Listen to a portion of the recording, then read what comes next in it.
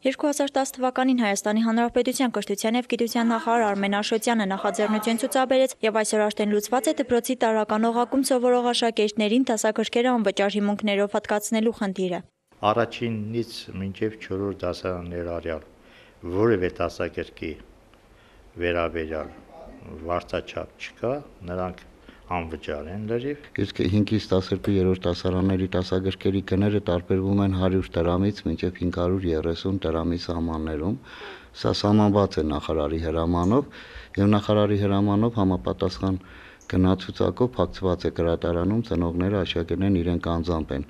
դասագրքի արժեքը իմանում։ Սոցիալապես անապահով ընտանիքների աշակերտների դասագրքերի վարձավճարների մասին հոգում է պետությունը տարեկան 120 միլիոն դրամ սուբսիդիա հատկացնելով։ 5-ից 12-րդ դասարանցիներից պահանջվող գրքերի ընդհանուր գումարը տատանվում է 6430 դրամից մինչև 8400-ի սահմանում։ Շրջանառության մեջ մտած աշխատանքային տետրերն իրենց հերթին են ծախսատար։ Չնայած այն հանգամանքին, որ վերջերս նախարար Արմեն Աշոտյանը հանձնարարական է ստորագրել, ուղղված Հայաստանի Հանրապետության կրթության գիտության նախարարության ենթակայության հանրակրթական ուսումնական հաստատությունների տնօրեններին, աշխատանքային տետրերի, օրագրերի եւ այլ ուսումնաօժանդակ նյութերի վաճառքը բացառելու վերաբերյալ։ Այս մասին ոչ տեղյակ են ծնողները, ոչ էլ դպրոցների տնօրենները։ Վերջիններս աշխատանքային տետրերի վաճառքը չեն դադարեցնում եւ նշում են, որ դա աշակերտի շահերից է բխում։ Ես նայել եմ այդ տետրերը, ուսումնասիրել եմ եւ գտնում եմ, որ իրոք այնտեղ եւ ծրագրային առումով ամփոփ գրված է եւ յուրաքանչյուր թեմայից հետո տրված է մեկ թեմատիկ աշխատանք, որի մեջ ընդգրկված է այդ թեման, այսինքն ժամանակի առումով գտնում եմ, որ դա ճիշտ է։ Ելնելով ուսումնական process-ի կազմակերպման անհրաժեշտությունից ու առավելությունից նպատակահարմար է, այսինքն թեթևացնելով եւ ուսուցչի աշխատանքը եւ դպրոցի հոգսերը։ Ինչ աշխատանք կա, որ տետրագի առնին, ու աշխատանք չեն կատարել։ Անցած տարվանի ծնողներից եք իմանա, նոր չեն օգտագործել։ Մի ադմ երկու հատ կգրեն ու վերջ։ Ձերք չտալիս, բայց թե ինչ արած ստիպած ենք, եթե պետք է վճարենք։ Եթե պետք է, եթե կարիքը կա եւ դասատուն գտնում է, որ դրանով այդ տետրերը մեջ պետք է գրեն, ուրեմն անհրաժեշտ է։ Այս տետրակները երկրորդական բան են։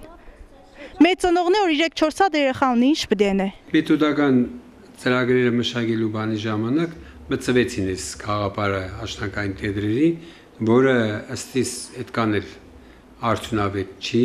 որտեղ ավելի շատ երեխային մոտ վարժեցնում է մեխանիկական աշխատանք կատարել։ Թե ինչին է նպաստում այս տետրերի առկայությունը դժվար է ասել, այն բիզնեսի եւս մեկ ձև է, քանի որ դպրոցներում վաճառվում են դրանք, ծնողներն էլ ստիպված գնում են։ Իսկ երբ այդ տետրերի ու գրքերի հեղինակները տարբեր են լինում, կորսն ավելի է բաժտանում։ Ծնողը ստիպված կրկնակի ծախս է կատարում։ Գրախանութներում աշխատանքային տետրերը 350 դրամով են վաճառվում, դպրոցներում այլ արժեքով։ Յուրաքանչյուր տետրի գումարային արժեքը 500 դրամ է։ Կա կրթության գիտության նախարարի հրահանգը,